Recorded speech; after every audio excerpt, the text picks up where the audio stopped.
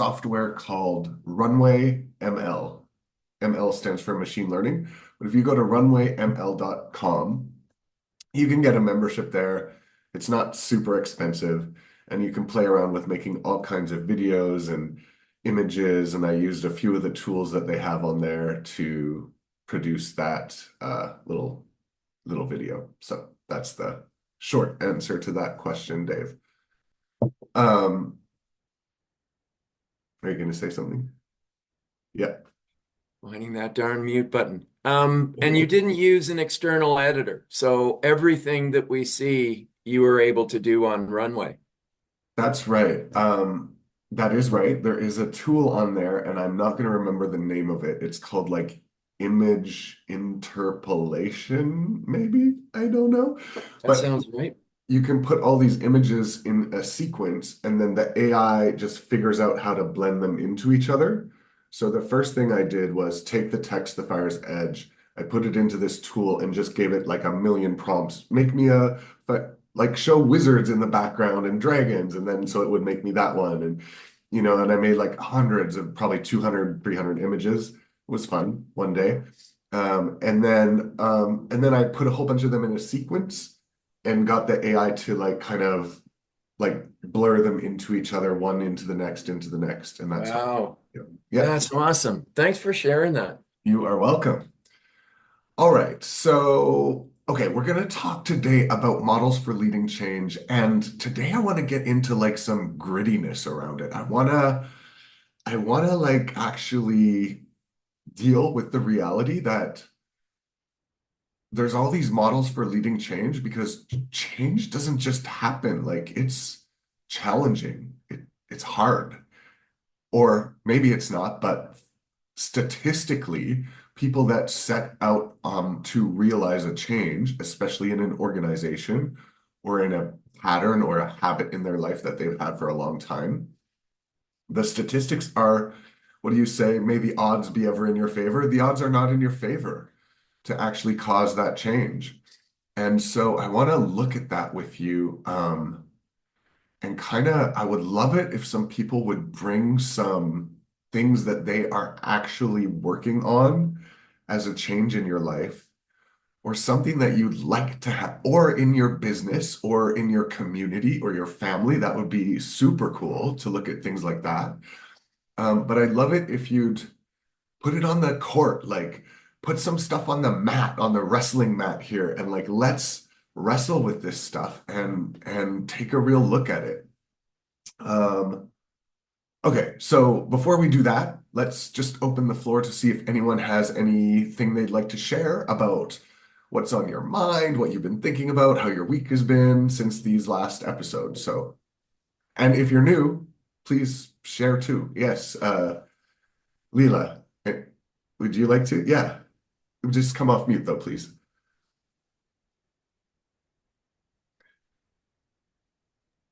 There we go. Okay, there it goes. I am new to this group. I haven't Christine offered it to me for a while ago, but I'm trying new venues and things of how to um become more aware of all the social things out here. I am a social Awesome. person, but I having trouble. Just started a new job. I just got accreditation for my finance and insurance, and it's Cool. difficult. It's not an easy it's not an easy transition. I'm a classically trained opera singer. Oh, wow. So That is a wide divergence from I performing know arts to finance. Wow, cool. it's a pretty scary path too, because there's an awful lot. People say I'm nuts a lot. My musician friends can't believe what I'm doing. Hmm. I sat exams in the summer and I passed everything, and I thought I could never pass any of this stuff. I have severe ADD. Hmm. But I went and talked with my doctor and I sorted it out. And then it's a success story because I passed all my exams and I'm now a licensed agent. and I'm Oh, cool. very excited for what the future holds, that it financially will be a little bit better because Cool. musicians don't really do very well financially these Yeah. days. Yeah, yeah. No, not in our culture. In Yeah. other cultures they do, but this one isn't so. I'm a classically trained opera singer, so we sing in all different languages, so it's fun. So Cool. this is a new path, and I'm learning to grow in ways I have never grown before, like and there is an element of sales in what we do as well. But I'm more interested in how I help the family or the person involved. And coming from that very empathetic background of musicians, and I think it's worked in my favor. Mm-hmm. Can I just add something in there, Leila, that Leila has this big vision as well to create a film and travel and make a documentary, a On film, opera. an opera. Yeah, yeah, Oh, neat. Yeah. yeah. Well, I have three careers. nice. Well, Leela, you are very welcome here. And Thank you. sounds like you're in the middle of a change right now. And thank you for sharing, Yes. just getting us a little acquainted with who you are and what you're up to. And Yeah. just feel free to just jump right into the fray. Thank you. Oh, yes. Thanks, Christina, for your words. Yeah, yeah, cool. All right. Who else?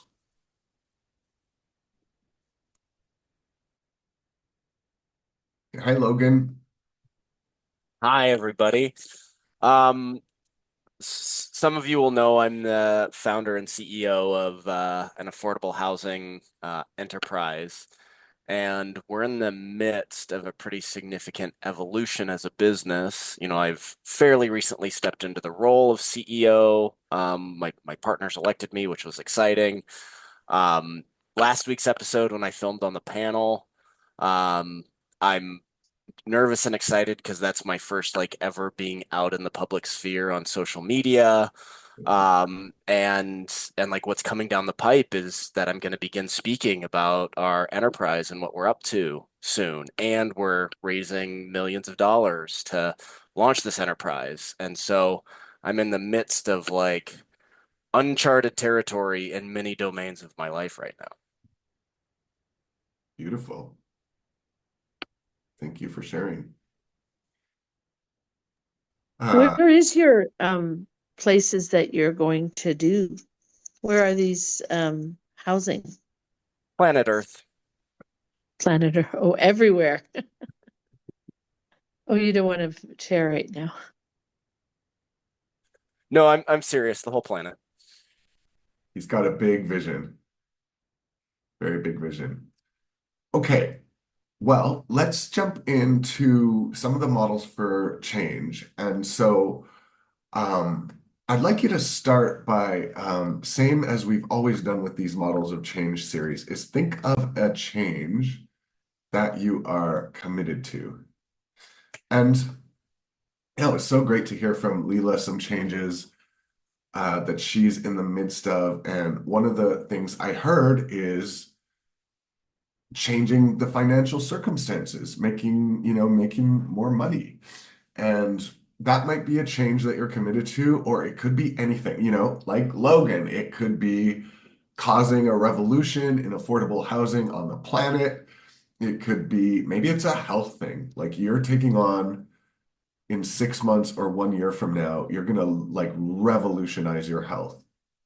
Or it could be you want to create like a deeper bond with your family. It could be anything. So, but I want you to think of a change that you're committed to. And for this particular discussion, I want it to be something that's very important to you. Even if you haven't, for some people, you might have struggled for like a long time with your health or your weight, or I don't know, there's an organization that you're leading and you just can't get it past a certain benchmark. It like, the revenues are flat at 1 million a year or something like that, and you just haven't been able to grow it. But if you could double it, if you could lose those 50 pounds or whatever, it would make such a massive difference in your life. That's the kind of change I want to I want to work with today, is something that, something you've been bumping up against, like it's an edge for you, but it would make such a difference if you could move past that edge and successfully cause that change. And then I'm gonna bring a bit of well, I don't know, so I want to bring this in here. I'm gonna let Emmanuel into the room. Okay. Oh, and someone in the chat, I better read this to make sure. Okay, I might not. Okay, there's lots in there. I will not be able to read all of that at this moment. I want to bring this into the mix. So I don't know if you've ever read this book called Change or Die by Alan Deutschman. It's a great book, a little really easy read, and he talks about the statistics on change. This is when someone is diagnosed with a life-threatening condition, like usually heart disease. And their doctor says, you need to like seriously change your diet or you're going to be dead. And what the statistics show is your odds of actually successfully making that change is only 10% of the people that receive that diagnosis ever successfully make that change in their life. It's 9 to 1 against that you'll make that change. And then what's really cool in the book is that Deutschman goes through and shows that there's, is certain small pockets of people, 60 to 70% of people are effective in making that change. And he kind of gives like what he calls reframe, repeat, and relate. Actually, it's relate, repeat, and reframe in that order. As kind of a process that he expands on as to what makes people successful in making the change, that they've got to be in relationships with other people who are supporting them and also like working on change, and that they got to do it together. You can't change alone. And then you've got to repeat, practice those actions over and over again. And you reframe, you start to think about the whole thing differently. And he says, when you've got those three pieces, you're going to be much more likely to make that change. But statistically, for most people, if you want to do something that is not part of your habits, that's a big divergence from where you are right now, like what if you were playing a really big game in your business? You wanted to generate, I don't know, 5 times your sales in the next year or something like that. Like it's gonna take something, and it really is not gonna just happen on its own. So I wanna kind of prep the discussion with this little nugget. And then I want to just go over. So in the last, we've had 1, 2, 3 different episodes where we've looked at models for leading change, and I won't go into them, but I'll just quickly represent them visually for people that have been to the discussion. It'll mean something. So there's the eco cycle model that we looked at, creative destruction and renewal and birth and maturity. There's the 4 quadrants model of mapping out change in these 4 kind of ever-present dimensions of reality. We looked at systems change and looking at how attractors can pull a system into a certain set of patterns and behaviors, and then the new attractor, how it can start to emerge, and how that change can happen like gradually over time, but it can also happen in these non-linear leaps. We looked at Donella Meadows' kind of leverage points, places that you can intervene in a system to cause change. We looked at quantum social change, the idea that maybe the human mind is non-local in certain ways and non-linear in certain ways, and that there may be a very real sense in which we are all connected as walking wave functions. Human beings are walking what would you call it? A walking set of infinite possibilities that each moment as we think or speak or act, we're collapsing that wave into one specific reality, but the possibilities are nearly infinite. And then it is really interesting to note that quantum systems and then complex dynamical systems, this model that we talked about, they have a lot of parallels to each other in terms of nonlinearity and interconnectedness and entanglement and things like that. So somehow social systems can be thought of as these nonlinear, dynamical uh, possibilities for change, whether you look at it quantum or complex dynamic. And then a couple models we haven't shared yet, but I think it's really interesting to look at when you're leading change or causing change in your life. Here's like a really simple model that you have to do, which is you start by looking at what is all the options, and maybe you brainstorm and create like what are the possible things I could do to cause this change? What's the possible things holding me back? How could I address those things that are holding me or my group or the company back? And really look at all the possible options in front of you and maybe even create some options that weren't there before. And then at some point, once you've done all that looking, you want to like home in on one or a few and start to take the action, start to actually advance that and make a choice. So this is a very simple but powerful model for leading change.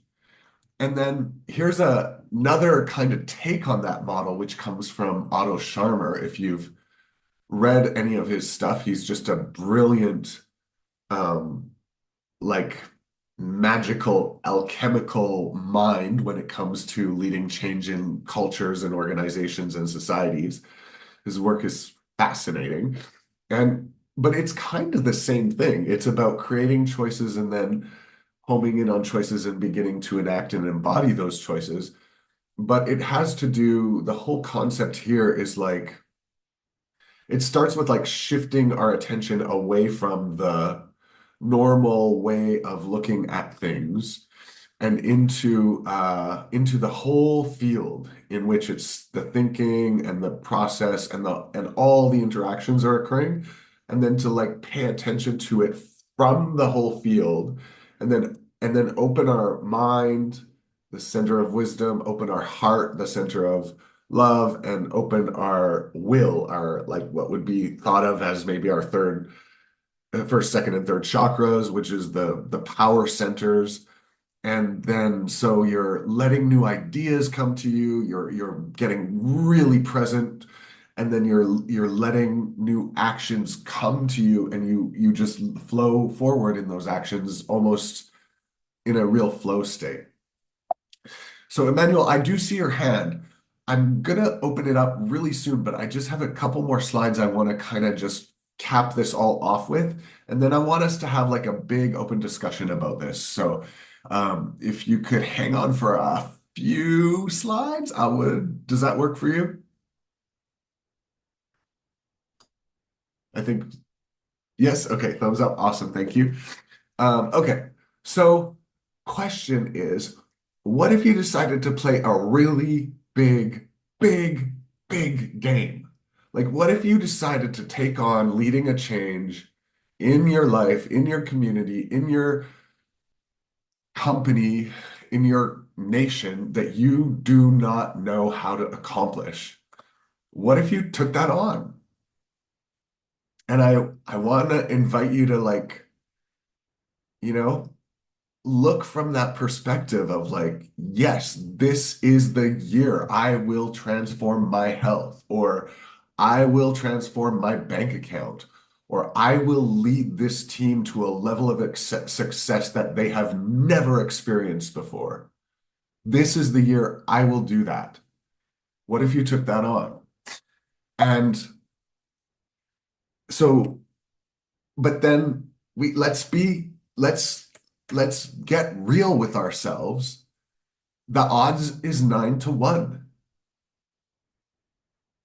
The odds is 9 to 1. Even if you're gonna die, you got the diagnosis, your success rate will be 10% of the people will actually effectively make that change. So what's it going to take? So let me stop here. And Emmanuel, let's hear from you. What have you got on your mind? Yeah, I think hi everybody, good morning. I think it's interesting because I feel like when you first proposed this, I really was lost. Like, because you're proposing this from a leadership point of view, but then you're talking about personal finances and personal health. And uh I've been thinking a lot about this because I feel like I've led a life of change all the time, perpetually, right?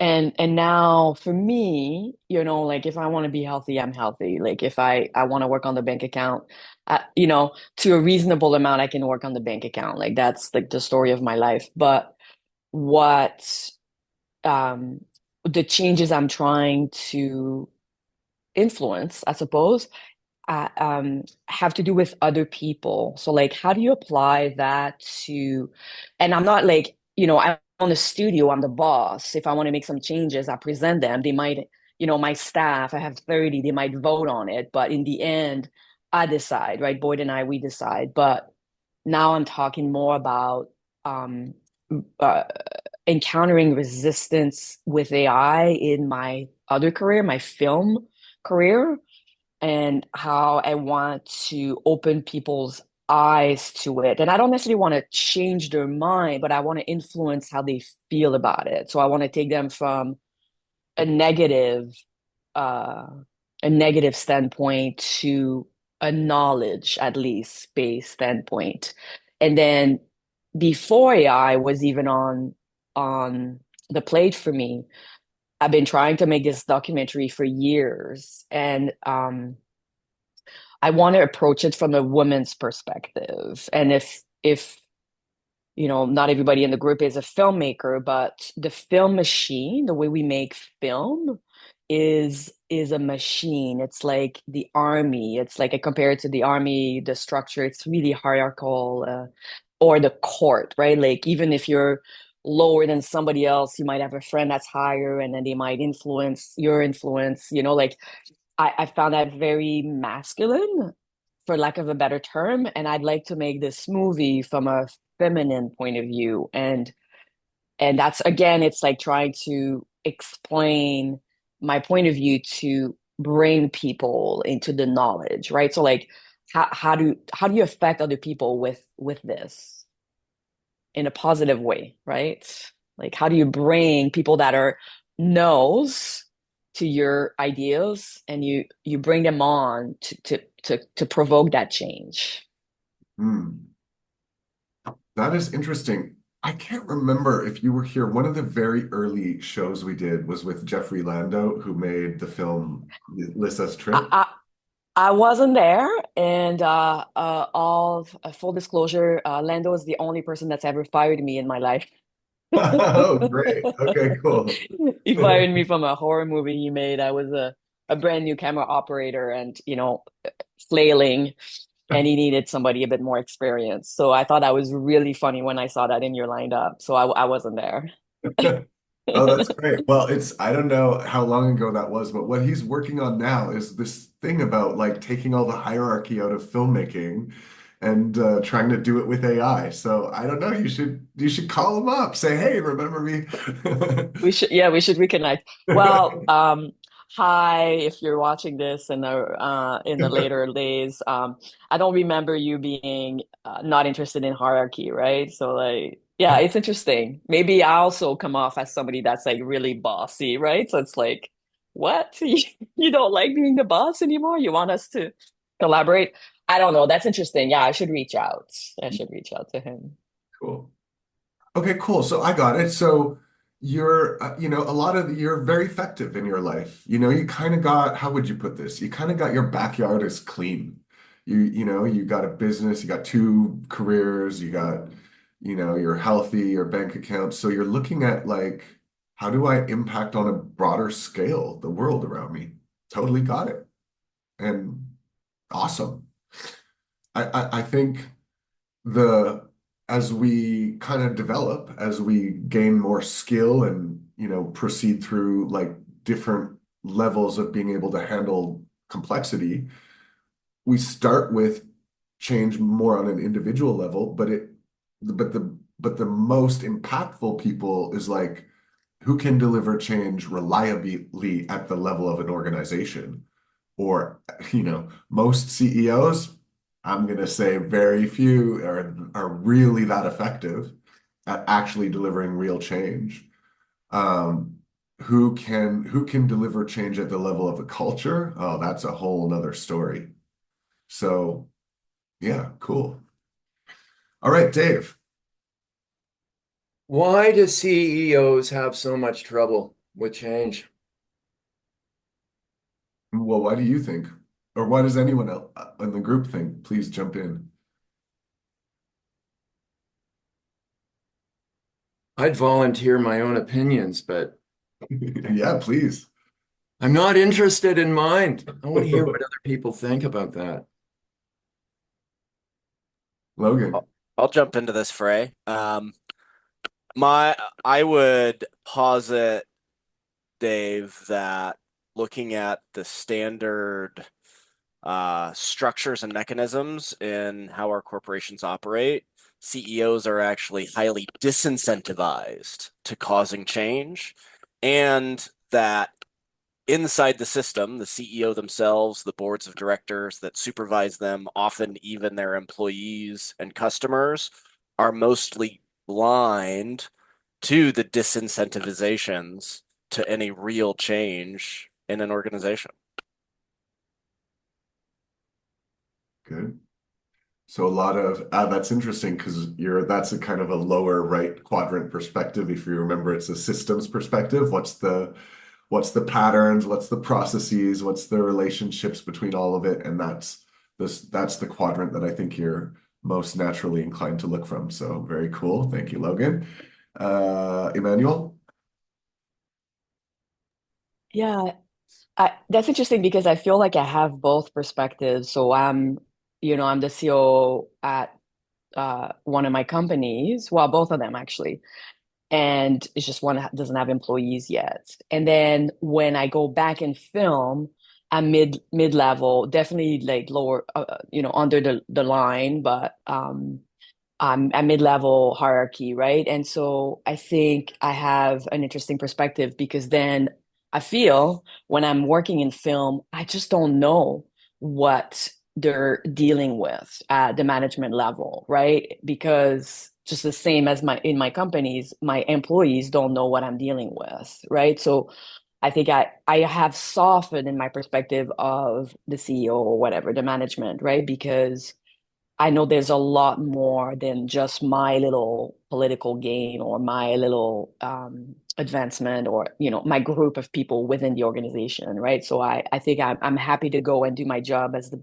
best I can, and I think I've become a way better employee. But again, like I'm sorry to have this lens on, but the model is masculine, right? So like I have a lot of friends who are producers and CEOs, and I think when you're in that position, people cater to you and people listen to you because they are either fascinated by your position or they want a piece of it. So nobody contradicts you when you're in that at that level.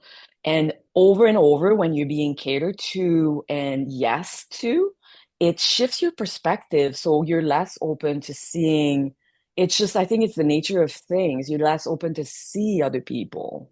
And I think if we shifted to a more community-based way to run enterprise and corporations, whatever, then it wouldn't be like this, right? And you could take that example not just to CEO, but to the way we run countries and borders and everything, right? So again, it's a female and male way of doing things, Hmm. I Okay, think. cool. Thank you for that perspective. And I think there's a lot to learn from even a sense, I don't know. I think a lot of people have a sense that almost on some planetary level that there wants to be a rebalancing of kind of masculine and feminine energy. So I think it's a really important lens to have. Yeah. Um, okay, forgive me, guys. I'm like all stuffed up, but I'm here with you. I'm present as much as I can be.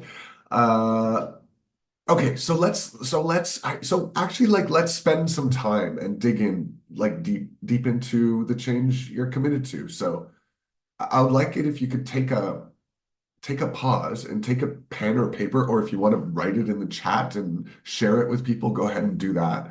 But just write a couple sentences. What is a change you're committed to that would make a huge difference in your life that you don't have at this moment, an experience that you have the full capacity that you could just go do it.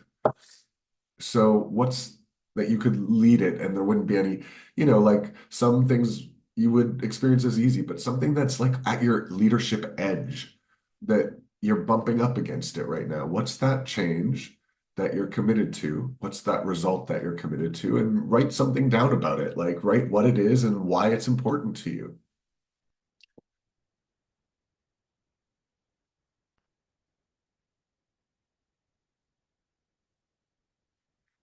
And I'll give you a minute to do that. There's a timer here somewhere.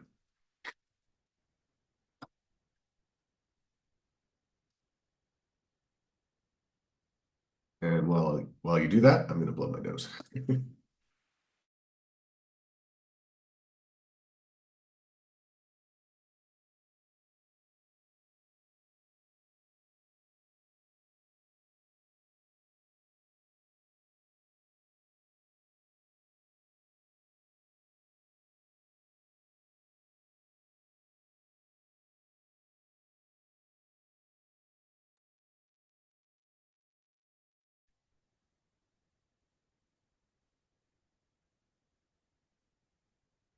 All right, transforming fitness and well-being.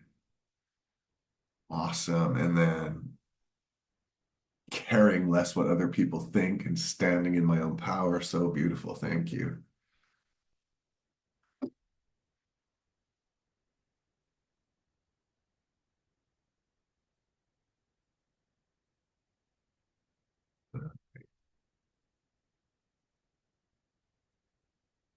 Ah, I get the sound off. Time's up. Okay, so now we've got something to work with. We all got something on the mat, and I wanna ask you a series of kind of four questions or four spaces to inquire from. And this comes from the work of Bill Torbert. I have the book on my shelf, but I'm not going to look for it right now. It- his work has just profoundly influenced me, and I highly recommend take a look at it. The book is called Action Inquiry, and it's inquiring into these four dimensions of action.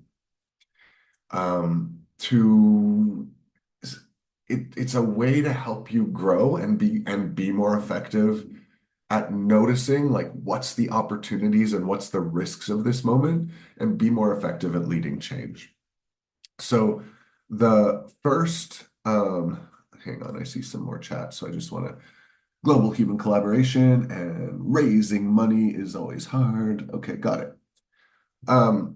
So thank you for those. So I want to share these four dimensions of action with you and let's look. So the first territory of action or the first dimension of action is like your mental model. Or another way to say this is the way the world occurs for you. So it's all your interior world. And the question is, are my strategies and assumptions consistent with the game I'm playing? So let's say you're playing a big game to cause this change, right? So you've got this game, you're gonna, care less about what other people think about you. That's your game. Or you're gonna um, cause global human collaboration. That's your game. Whatever it is, or reconfigure your body so your health and wellness is on totally new level. So the question is, are my strategies and assumptions consistent with the game I'm playing? And the answer should probably be no, because there's probably some blind spot about one's assumptions or strategies that if you had all the right strategies and assumptions, you might have already done the change. So it's a really interesting place to look is if the answer is no, well, then what strategies and assumptions would be consistent with the game you're playing? So I want to give you like um just 45 seconds to just jot down what strategies and assumptions might be consistent with the game you're playing. Like how would you look at that? How would you explore that question? How would you even figure that out?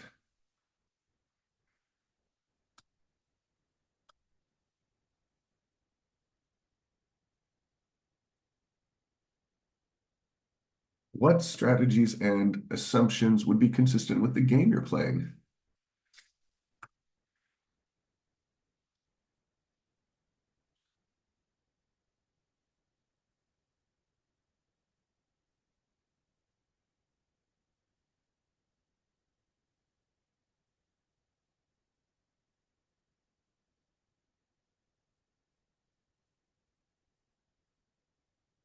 Okay, interview others who are also involved. I think that's a strategy, perhaps.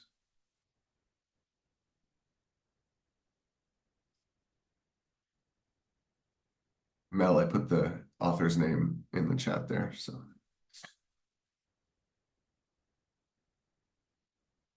Okay. And, okay, any reflections, observations, um, thoughts about that? Listen, become the expert. Thank you. Get a coach. That's a good strategy. Anything else? Personal training, both Zoom and in person, in office and home. Okay, cool.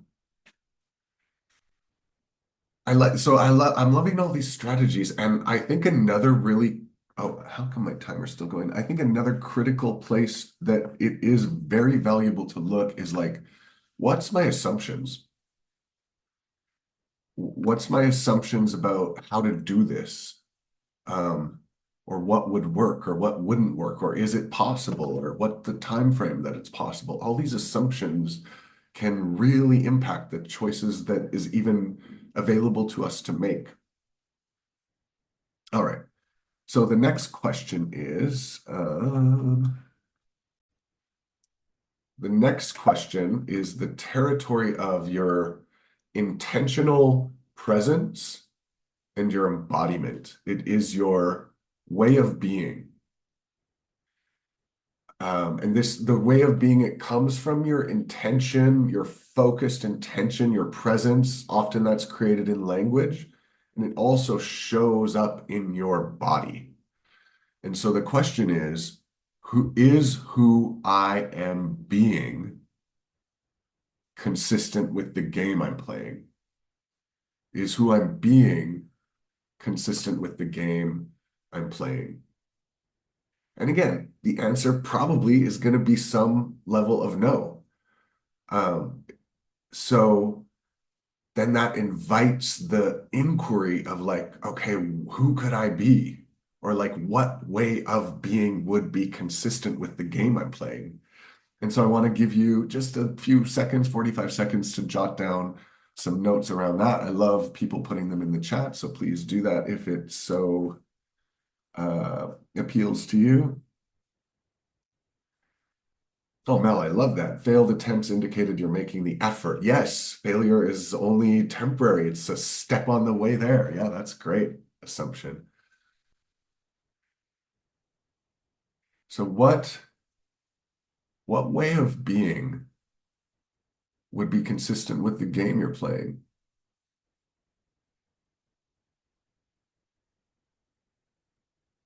See if you can name that way of being, like, I don't know, being confident or being, I don't know what. Oh, yeah. All right, good. Okay, the timer is over. There's a lot to manage here on the technology side for little old sick Justin today. Okay, any reflections, comments? Okay, curious. That's a good way of being Dave. Thank you. What else? Oh, so and actually, Dave, I would like to just so how would that show up? Like, how would it show up in your posture, in your body? Like what would that look like in actual reality for you? Mouse button. I think being curious, inevitably, I'm more silent in meetings. If I have a timer measuring how much I'm talking, I'm probably talking less if I'm being curious. And I'm noticing that now with the Fathom note taker. It's great. I talk a lot. Hmm. Yeah. And that is an indicator of my level of curiosity about what others have to say. Hmm. Yeah. Got it. Logan said, oh, Logan says bold and out there and willing to be questioned and criticized publicly. Emmanuel says patient. Matt, oh yes, Matt loves that too, what Mel said. Okay, great. So Emmanuel, Logan, what do you want to, how would that show up for you? What would that look like in your body? What would it feel like in your body if you were being that way? We got a yoga teacher here, so Yeah, yeah. So that's interesting because, I think when you're trying to do changes, right? Like, and I think that everybody in the group is interested in, for their own personal or like the world, and like we all have a lot on the go. And I think I talked about that yesterday in class, actually. It's like this is the time of year, I think, for a lot of people, we've collected all the energy from summer, right? So like unless you were on a crazy project or whatever, like the typical cycle for people is like summer is sweeter. And then we amass a lot of energy, right, for the winter to come, whatever form, right? Um, sun and meeting more with people and being outside. And then this is sort of the peak uh, for a lot of people. So there's a lot of upwards energy. So you feel like you're recharged and there's a lot of projects, right? Like, I don't know if you've noticed, but your inbox is full, right? Everybody wants something. Everybody has an idea. Everybody wants to do something. And then what we worked on yesterday in class is like with that upward energy, we also need to ground, right? Because if you just let it float up, then it'll burst up in the sky and then you'll fall back, right? And that's like a personal observation on myself, but also like being in a yoga studio, you see how people come in like all year long, right? And the extreme of that is we have a lot of students who have bipolar, and again, this is the time of year where they're on the high, right? And I think it's just the extreme of what we all experience with the season, right?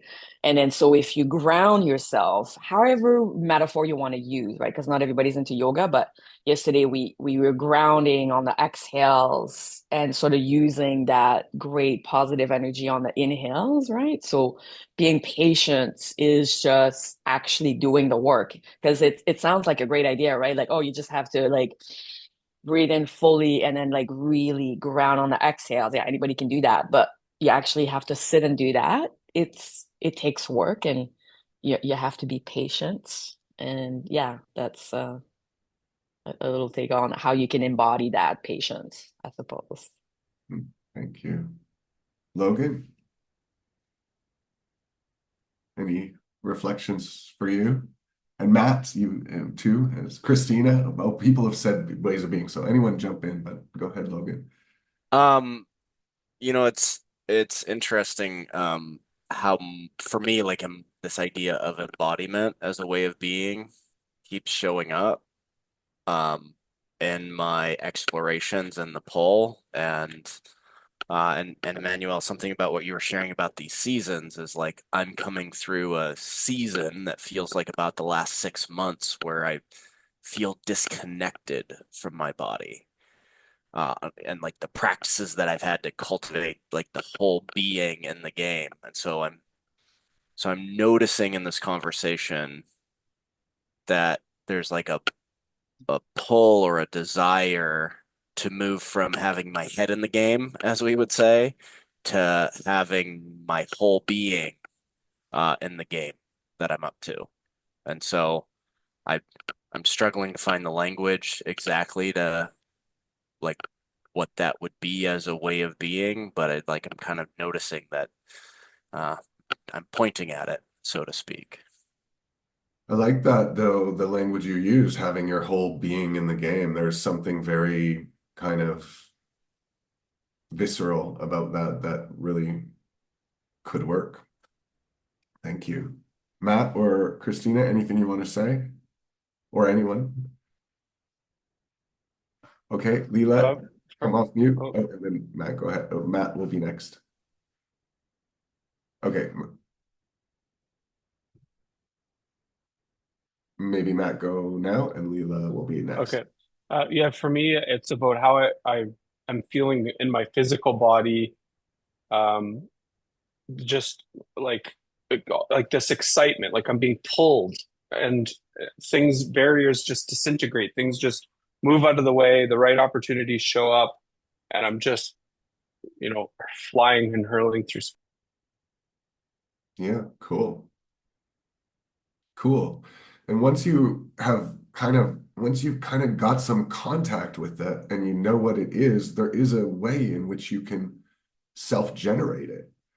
Like you can actually show up ready to lead in your body in with a way of being that's going to have impact. It's really powerful. Leela, go ahead. Did you have something to say? Just, just come off mute though. Mute. Hold on. There we go. There. Can you hear me? Yes. Yeah. Can you hear me now?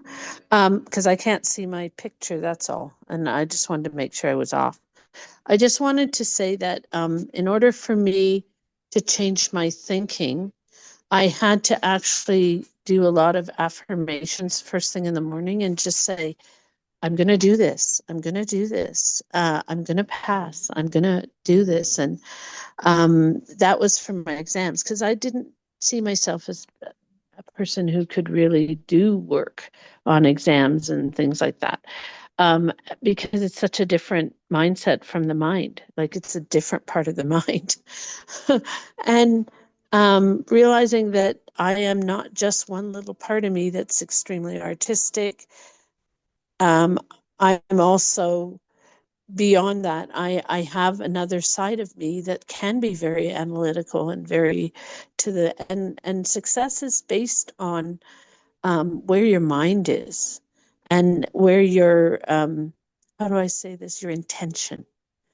It's fine to talk about these things all the time, and it's good to talk about them, but unless we have action behind it, it's not going to happen.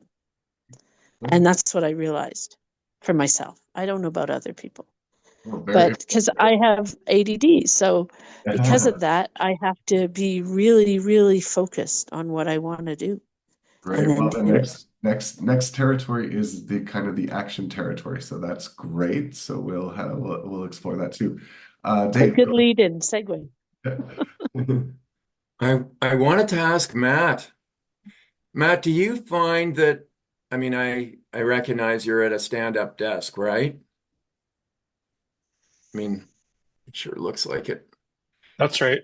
Do you see a difference in what's happening around your intention when you're standing up versus sitting down? Does it create a difference? Yeah. Yes, and at least for me, there's still a need for what I would consider deep work. And that deep work is intentional, seated, time that I need to be seated to do certain aspects of deep work. But that might be an hour or two a day. And the rest of the day, I'm either standing or um, working out. Good idea. I wonder if other people have things to say about that. How Well, you they might, position. but I do want to keep us Oh, moving along. all And right. we have Sorry, two more Justin. territories to explore. I hate to be I, the I'm time. hooked on this one, but yeah, please. Okay, good. Yeah, okay, good. So next one is I call this the territory of Torbert calls it action, but I like to think of it as like practice and skill and mastery and flow. And the question here is my performance consistent with the game I'm playing? Is my performance consistent with the game I am playing? Um, so it might be to some degree and it might not be to some degree, but that's the question is like how would you know or what kind of signals could you get from your own sense of your own performance that would tell you that it was consistent with the the game you're playing to lead a certain kind of change. So this can be like patterns, processes, um, you know, P words, performance, like procedures, things that you're doing, the things you're actually doing, and are you doing them skillfully and practice it, it practices, like it's about practicing.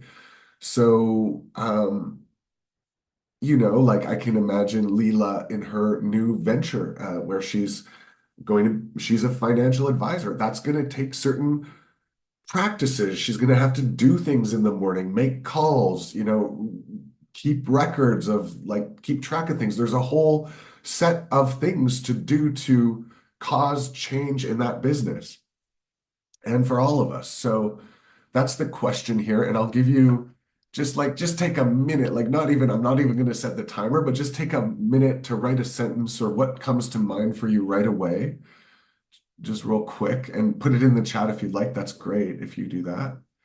And I'll catch up on a couple chats here. I find that fascinating, Dave. Stand-up desk options, yes.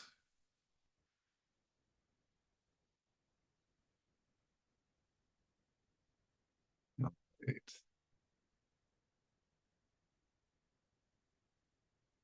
Any best practices in place? Okay, good. Any other reflections? Just just quickly. Early morning rituals. Oh my goodness, that has been so helpful for me to start my day off putting a positive frame on the day, either by listening to something and definitely avoiding listening to CNN or Fox or something like that. But also like meditation and writing.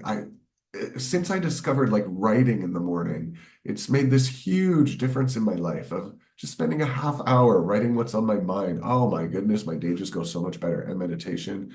Okay, Logan. Just very quickly, something that I've been playing with recently around a frame for performance is thinking of it. Actually, Leila, you're sharing about your history brought it up for me. Is instead of thinking of my performance as this very kind of engineering brain linear cause effect, I've been taking on like, oh, I'm a CEO for the first time in my life. Like, what does it look like to take that on as like a character I'm playing in a performance? And with what I'm up to, a lot of it is do people actually get what I'm up to? So the feedback to the performance and measuring my performance is when I say what I say about what our business is about, are people like, yeah, that's amazing? Or mostly so far, a lot of people are like, I don't get it, Logan, or that's too big, or some other feedback. And so the feedback is this really critical and amazing and consistent piece now that I'm paying attention to my performance in the world in terms of what I'm up to. That is amazing, Logan. And you just reminded me of something. This is one of my favorite texts on performance. It comes from a book called The Inner Game of Tennis, which I believe was written in the 60s or 70s. And I'll just read it for you because it's beautiful. So, in the last chapter, asking for qualities, in the last chapter, I pointed out how the process of judgment often feeds on and extends itself until a strong negative self-image has formed. One begins believing that he is not a good tennis player and then acts this role, never allowing himself or herself anything but glimpses of their true capabilities. Most players hypnotize themselves into acting the roles of much worse players than they actually are. But interesting results can often be achieved by doing a little role playing of a different kind. Asking for qualities describes this other kind of role playing. When introducing the idea, I usually say something like this. Imagine that I am the director of a television series, knowing that you are an actor that plays tennis. I ask if you would like to do a bit part as a top flight tennis player. I assure you that you needn't worry about hitting the ball out into the net because the camera will only be focused on you and will not follow the ball. What I'm mainly interested in is that you adopt professional mannerisms and that you swing your racket with supreme self-assurance. Above all, your face must express no self-doubt. You should look as if you're hitting every ball exactly where you want to. Really get into the role, hit as hard as you like, and ignore where the ball is actually going. When a player succeeds in forgetting themselves and really acts out their assumed role, remarkable changes in their game often take place. If you don't mind puns, you might even say that the changes are dramatic.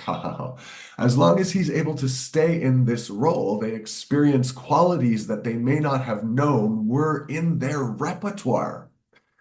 So that's one of the most beautiful ways of like experimenting with the range of performance that I'm capable of that I know. Okay, so we only have 1 minute left. We're not going to be able to get into the fourth territory of action other than to say it's the results. It's what is the outside world actually telling you? And Logan just touched on this briefly too. What's the results you're getting in the world? And are those results consistent with the game you're playing? So it's 9 o'clock. Feel free to come off mute, say anything you'd like to about the day, what you're bringing into the day, what you'd like to just reflect on, and we will close the call. Thank you so much for being here. It was such a pleasure being with you today. Thank you. Thank you, Mel. Thanks, everyone. Thank you. Thank you, Leela. Good to meet you. Thank you. All right. Have a good night. Thank you. You too. Have a great day, everyone. Thanks, Jess.